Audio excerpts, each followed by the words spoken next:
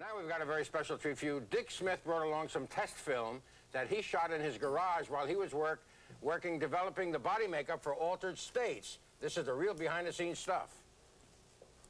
This is really home movies, but it showed us some tests of what we could do deforming the face and the head.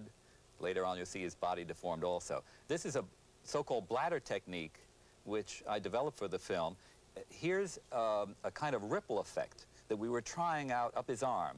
We abandoned this particular one because it looked too regular, it looked too unnatural.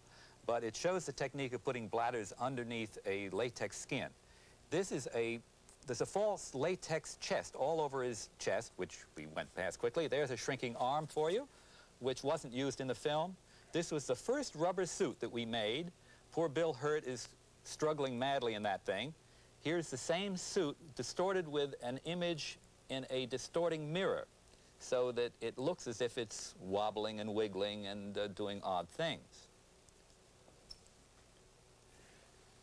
It's amazing stuff. We have a still picture of what he looked like after you got all done. I think we have a still picture. Now let's hold that picture a minute. Is any of that Mr. Hurt? No, not at all. That's an enormous head that was made big enough so the camera could actually go down the throat. It was never used. You mean down the esophagus with gun and camera by Dick Smith? That's what they were going to do, but the director changed his mind. You not only do this, but you invent this, is that right? You are not, when they say makeup artist, they mean makeup artist, and when they say makeup, they don't mean mascara. They mean you create entire illusions with faces and with bodies. Right? You have to, whatever the script calls for, you have to figure out a way to do it. And that's half the fun in this business, is that you're always challenged by some new problem.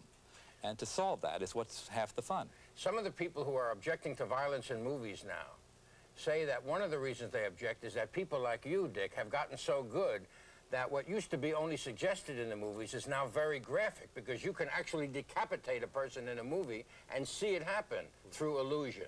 Yeah.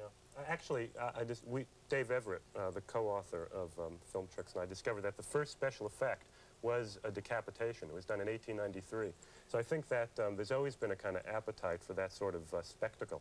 I'm sure the people in 1893 were as shocked by that as they are by a lot of what's going on. What do you think about this kind of stuff? I try to avoid that. I try to turn down scripts that are pure, you know, blood and gore, just for the blood and gore effect. I have done, of course, some gory things, blowing off a hand in Taxi Driver.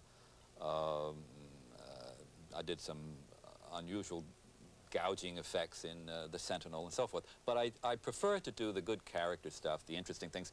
Altered States with the so-called mole running up the arm. That's the sort of thing I like to do. You like your work? Of course, sure. If you want to know the secrets, read this man's book. If you want to go to the movies and know the secrets, then you have to skip the book. But if you want to know how it's done, he even will tell you in the book very graphically how Chris Reeve flies in Superman. Thanks very much for being with us. Pleasure, and stay away from my face. It's bad enough the way it is now, Dick. We have our own brand of special effects here on the table.